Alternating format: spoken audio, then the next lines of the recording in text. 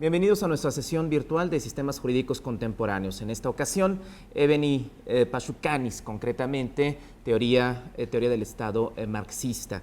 El objetivo de esta pequeña sesión virtual es adentrarnos al pensamiento de Pashukanis y al mismo tiempo conocer un poco la mecánica, las diatribas, los debates en torno a la tradición socialista desde un jurista soviético que está escribiendo en plena transición después de la Revolución de Invierno en 1924. Y bueno, ¿qué es lo que nos dice Pashukanis? El derecho en cuanto a forma no existe más que en contradicciones. Derecho objetivo, derecho subjetivo, derecho público, derecho privado. El hombre como persona y como miembro de una comunidad política, es decir, el derecho siempre existe, las clasificaciones que vimos con Merriman, todas las clasificaciones en cuanto al derecho se dan a través de contraposiciones, hasta cierto punto dialécticas. Es el ejemplo de derecho público, derecho privado. Por ejemplo, el hombre como persona, el derecho privado, y el derecho público, el hombre como miembro de una comunidad política. Es la misma persona, pero está contrariada en dos roles completamente contrapuestos. La sociedad burguesa capitalista crea todas las condiciones necesarias, nos dice Pashukanis, para que el momento jurídico asuma en las relaciones sociales su plena determinación. Es decir, la sociedad burguesa está diseñada para que todas las relaciones entre los hombres, todas las relaciones, pactos y acuerdos, contratos entre los hombres, pues el momento jurídico sea determinante como garantía directa o indirecta, inmediata o mediatizada. ¿Cuál es la situación del derecho en la dictadura del proletariado?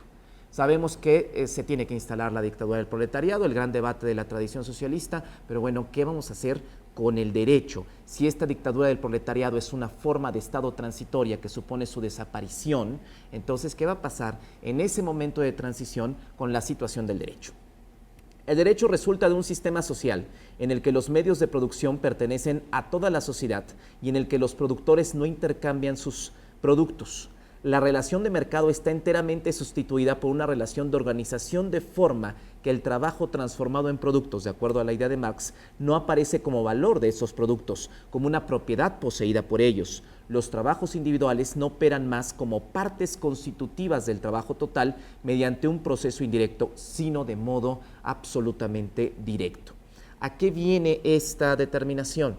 A lo que más adelante Lenin nos cuenta. En el régimen comunista subsiste durante cierto tiempo no solo el derecho burgués, sino también el Estado burgués sin burguesía. Estamos de acuerdo que en esta dictadura del proletariado es una etapa transitoria donde va a existir trabajo, pero la idea es que no existe explotación, donde va a existir el Estado burgués sin burguesía, es decir, va a seguir existiendo el aparato, el complejo organizativo que asegura los equivalentes, las relaciones de intercambio, las relaciones de mercado, y va a seguir existiendo en esta dictadura del proletariado el Estado burgués, pues que es el único Estado que hasta el momento conocemos, pero no va a existir la burguesía. No va a existir aquellos que detentan los medios de producción y aquellos que cuentan con mano de obra asalariada, porque en su lugar, pues precisamente está la dictadura. Dictadura como algo indeterminado, como algo que no está mediado por el tiempo, la dictadura del proletariado para verificar estas cuestiones. Dada la forma de la relación de equivalentes, está dada la forma del derecho, es decir, la forma del poder público estatal. La extinción del derecho y con él la del Estado únicamente se produce cuando está definitivamente superada la forma de la relación de equivalentes. Cuando estés superado los equivalentes, es decir, que este celular tenga un precio en el mercado, que esta computadora tenga un precio en el mercado, que este reloj tenga un precio en el mercado, que determinado delito tenga un equivalente en una determinada pena, en una determinada condena judicial. Cuando esté superada la idea de equivalentes, entonces será momento de desaparecer el derecho y por tanto a la estructura del Estado burgués. Esto es algo que Marx no lo llegó a afinar con precisión, pero estos juristas soviéticos en el transcurso de los movimientos de la Revolución Rusa, pues evidentemente están acotando los procedimientos, los plazos, los límites. Y entonces, ¿cuándo va a desaparecer el derecho? Pues cuando desaparezcan los equivalentes, cuando el trabajo no tenga un equivalente determinado por las fuerzas de un determinado mercado. Por supuesto, esto supone una contradicción interna, por supuesto, supone una centralización en torno al Estado para fijar semejantes mecanismos para ladear estos equivalentes, pero eso es otro boleto que lo vamos a ver más adelante. ¿Qué más tenemos concretamente en el texto de Pashukanis? Marx nos dice, concebía el pasaje al comunismo desarrollado no como pasaje a nuevas formas de derecho, sino como extinción de la forma jurídica en general. La idea que tiene Marx en mente y la idea que tienen los juristas soviéticos en mente es eso, ir destruyendo, ir desarticulando, ir cercenando el derecho en general. Ahora, sobre el nexo interno de la forma jurídica con la mercancía. Una sociedad que está obligada por el estado de sus fuerzas productivas a conservar la relación de equivalentes entre el gasto del trabajo y la remuneración se verá obligada a conservar la forma jurídica. La forma jurídica que protege y resguarda la propia mercancía es precisamente eso. Aquello que en última instancia resguarda el que esto tenga un precio en el mercado y el que esto pueda ser vendible o que el uso de esto sea o el servicio de telefonía sea a partir de un contrato de renta, a partir de un contrato de servicios celulares. La forma jurídica hace precisamente que se resguarde estos equivalentes y entonces la idea que tienen es de esta transición es un cercenamiento, una balcanización de la forma jurídica en general que nos va a llevar como resultado a la desaparición de la forma del Estado burgués como lo conocemos. Por eso dice, una sociedad que está obligada por el estado de sus fuerzas productivas a conservar la relación de equivalentes entre el gasto del trabajo y la remuneración se verá obligada a conservar su forma jurídica. El marxista Rexner solamente puede estudiar el derecho como un subtipo de especie general, de ideología. La idea que tienen es que el derecho es el suplemento por excelencia de la ideología burguesa. La idea que tienen los juristas soviéticos es eso. El derecho es una ideología al servicio de una dominación de clase que hace posible la dominación de esta clase en detrimento de la explotación de otra. La premisa fundamental de la reglamentación jurídica es, por consiguiente, el antagonismo de intereses privados. El contrato se hace precisamente, que es una pieza fundamental del derecho civil y es una pieza clave de toda la estructuración jurídica burguesa, se hace precisamente para conciliar intereses diferentes, para tratar de llegar a voluntades relativamente simétricas. La premisa fundamental de la reglamentación jurídica es, por consiguiente, el antagonismo de los intereses privados. El momento jurídico comienza allí donde la oposición de los intereses existe. La controversia es el elemento fundamental de lo jurídico. La idea de litigio viene de ahí. La estructura jurídica sirve precisamente para atenuar controversias. Y entonces esta estructura jurídica pues sirve como un mecanismo no solamente para homologar, también como un mecanismo para tratar de simplificar las relaciones de la vida pública y llegar a acuerdos relativamente sustentables. Hay una pregunta interesante. ¿De qué modo, Rexner, las relaciones sociales se transforman en instituciones jurídicas? ¿De qué modo el derecho se convierte en lo que es? Si vamos a hablar de la desaparición del propio derecho, tendríamos que hablar de cómo el derecho se convierte en eso, en derecho, y cómo las instituciones jurídicas que son, y políticas, que son estructuras, que es violencia estructural, violencia organizada, cómo se edifican. Bueno, nos dice el propio Pashukanis, la relación jurídica entre los sujetos no es más que el reverso de la relación entre los productos del trabajo convertidos en mercancía. Vamos un poco en torno al origen del derecho, que podremos decir que las fuentes del derecho son la costumbre, la jurisprudencia, la doctrina, en fin. Pero aquí los juristas soviéticos tienen una postura mucho más interesante, una postura mucho más asusada, y esta postura es la siguiente. La relación jurídica entre los sujetos no es más que el reverso, es decir, lo que está detrás, lo que está tras bambalinas, es la relación entre los productos del trabajo convertidos en mercancía.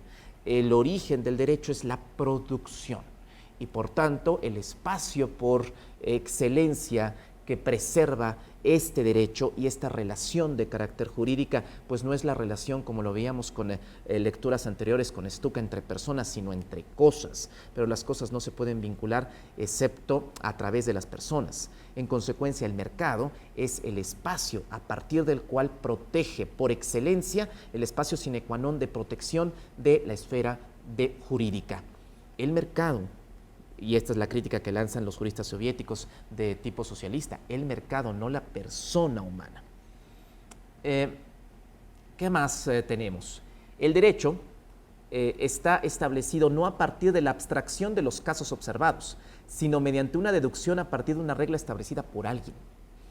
No es a partir del caso concreto donde viene el derecho, sino a partir de una regla. Y esta regla es una deducción, una premisa, como lo veíamos en clases anteriores, que atraviesa por una construcción política y que se sanciona en términos de legalidad.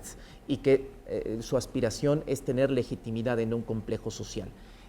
Esto viene de la abstracción, esto no viene de la realidad. Aquí hay un encuentro de la tradición socialista con el common law, el caso concreto, el derecho que debe existir, el derecho soviético que tiene que existir en esta etapa transitoria entre la dictadura del proletariado y la desaparición del Estado, la desaparición del Estado burgués, es precisamente esta especie de interfase, es precisamente esta línea que nosotros podemos observar.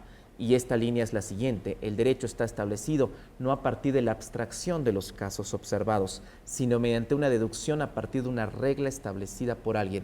Es decir, no la abstracción, no la regla genérica, sino definitivamente el caso concreto. En las relaciones de una sociedad de producción mercantil, es preciso buscar las raíces del sistema de los conceptos jurídicos. Por ello, la concepción jurídica del Estado no puede nunca convertirse en una teoría y continuará siendo siempre una deformación ideológica de los hechos.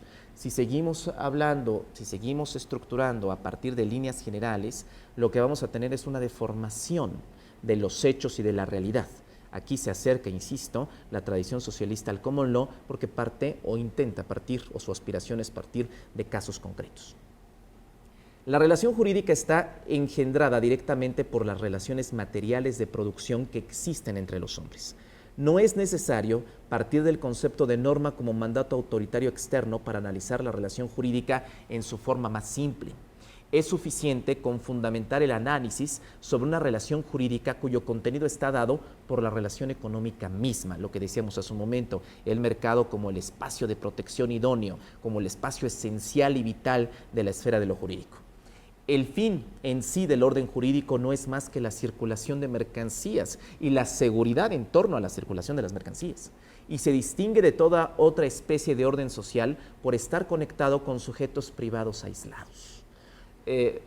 La producción sabemos que es en su conjunto, pero el plusvalor de estas mercancías pues es a través de sujetos aislados, sujetos individuales aislados. El problema del derecho subjetivo-objetivo es el problema del hombre burgués y el hombre miembro del Estado, pero este mismo problema surge nuevamente y en forma más concreta como problema del derecho público y del derecho privado. Desde nuestras clases de teoría del Estado lo revisábamos, un Estado, una sociedad civil o política que es una sociedad de propietarios. Recuerdo a la perfección ensayo sobre el gobierno civil de John Locke, por ejemplo. Toda tentativa, continúa Pashukanis, toda tentativa de representar la norma como mera regla organizativa significa la muerte de la forma jurídica. Si entendemos abstracciones, reglas, normatividades desfasadas de casos concretos, de controversias problemáticas, pues lo que tenemos es una muerte de la esencia de lo que es la forma jurídica. La forma jurídica nace a partir de controversias vía el proceso de producción y los juristas soviéticos, la aportación que están haciendo pues es regresar al caso concreto, regresar a la vinculación no entre cosas, sino entre personas. dado que estaría eliminada la contradicción entre intereses individuales e intereses sociales. Recordemos que el hombre es un animal social, el hombre interactúa con otros hombres, el hombre ejerce política entre otros hombres, y el mercado no es precisamente una esfera política. La idea de partir de la interacción entre dos hombres o entre complejos humanos es fundamental precisamente para la relación jurídica, la relación de la forma jurídica en el mundo socialista.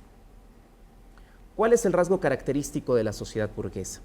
Los intereses generales se separan de los intereses privados y a ellos se contraponen, pero asumen involuntariamente en esta contraposición la forma de intereses privados, es decir, la forma del derecho. El poder jurídico, sin el interés privado que lo sostiene, se convierte en algo difícilmente captable, se convierte en su contrario, es decir, en una obligación. Todo derecho público es al mismo tiempo una obligación. Esto es central. Esto es fundamental. Todo derecho público es, por supuesto, una obligación. Y entonces el derecho separado del interés privado, pues pierde su sentido. El derecho está para proteger intereses de productores aislados, para proteger la esfera del mercado. El derecho burgués, por supuesto. ¿Qué es el derecho? Entonces, Pachucanes nos dice, un medio de comunicación entre elementos sociales disociados. Y esto es, por supuesto, una definición del derecho burgués. Y esto es relativamente cierto desde esta perspectiva que estamos analizando con respecto al propio mercado. Por supuesto, lo que ellos tratan de hacer es algo completamente diferente y algo donde existan sujetos colectivos, donde la capacidad de organización de los hombres y de las personas y los vínculos entre las personas se coloquen en un primer plano, al menos en esta etapa transitoria.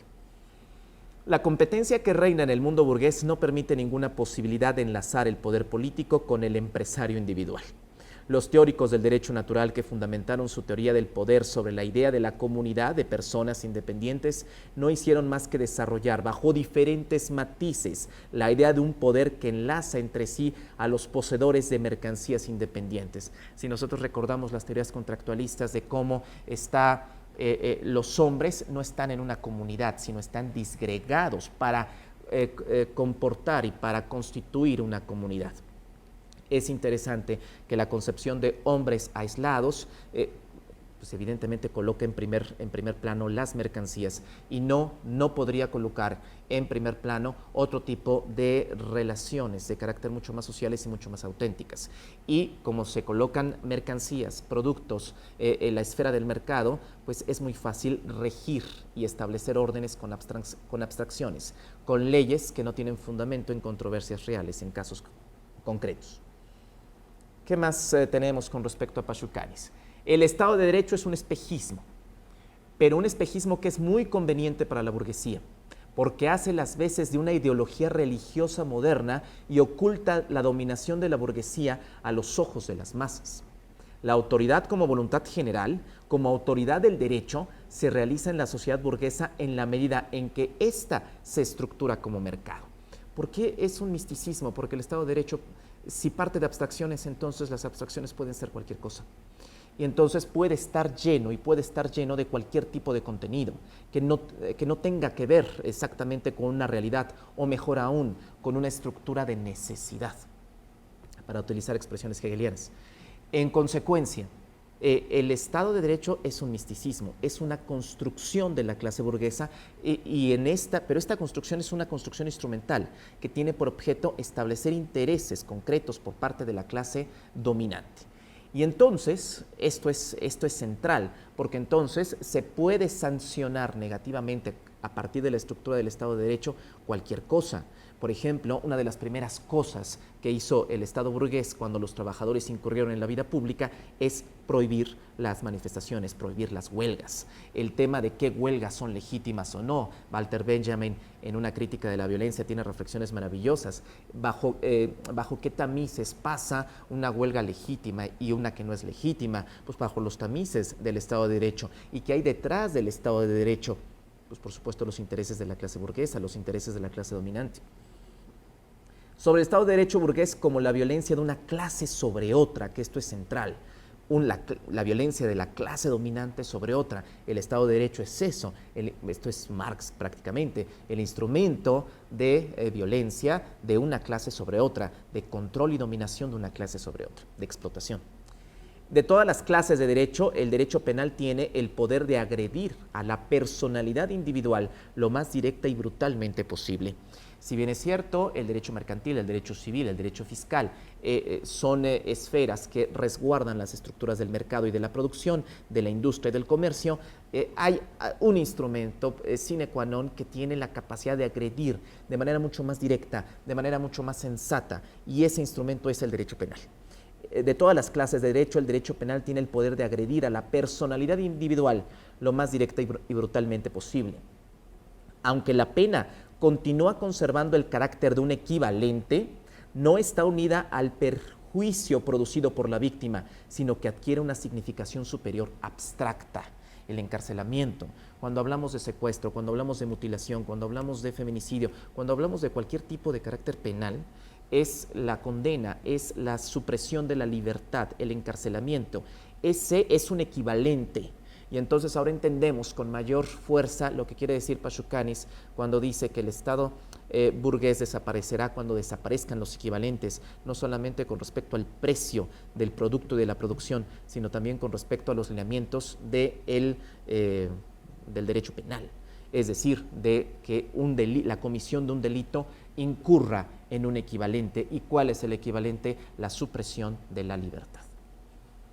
Aunque la pena continúa conservando el carácter de un equivalente, no está unida al perjuicio producido por la víctima, sino que adquiere una significación superior abstracta.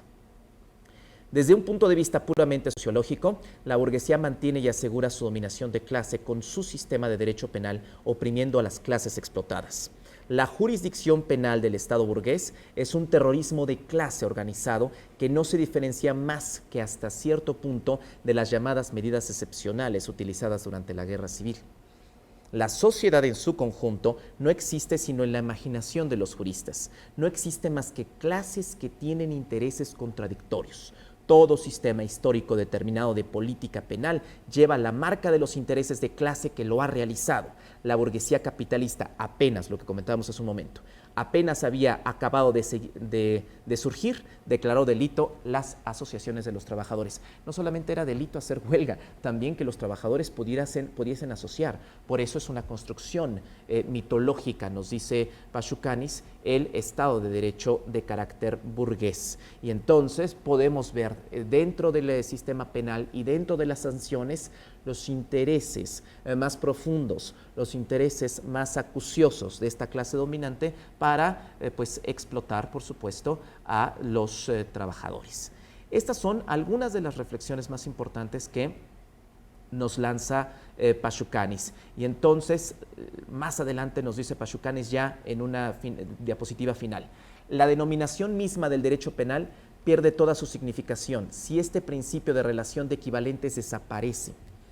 Tal graduación de la responsabilidad es el fundamento de la escala de penas.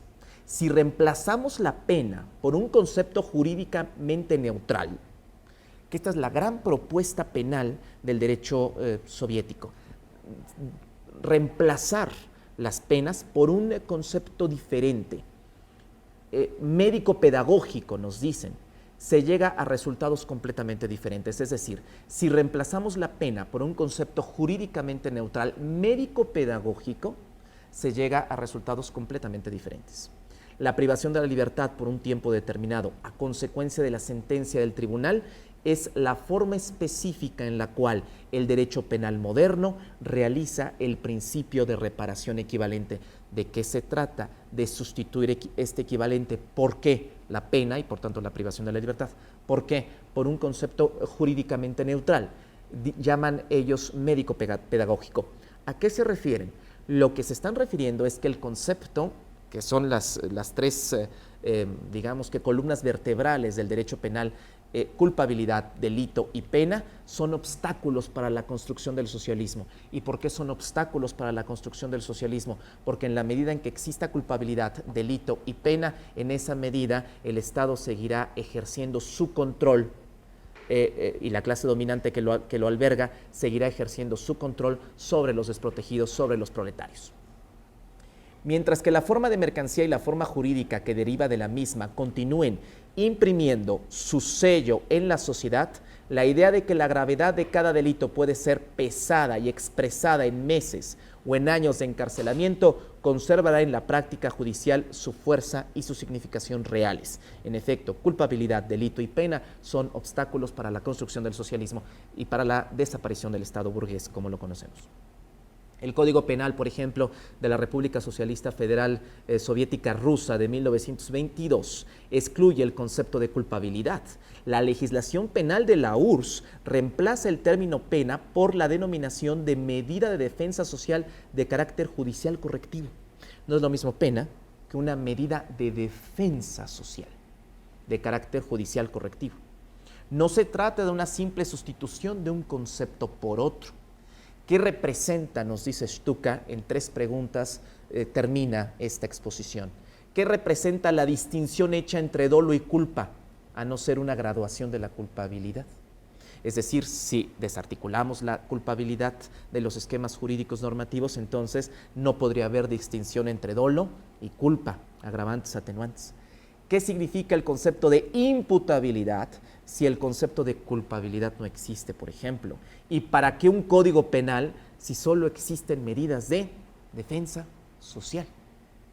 Ahí está la gran propuesta, una defensa social de corte médico-pedagógico en vez de una sentencia como tal, de una pena, de una privación de la libertad en sí misma. Una propuesta abstracta que, por supuesto, en la Unión de Repúblicas Soviéticas Socialistas no se llevó plenamente a cabo. Pero bueno, pues ahí está un poco de la doctrina, incluso en términos de carácter estrictamente penal, de la doctrina del sistema socialista. Hasta la próxima.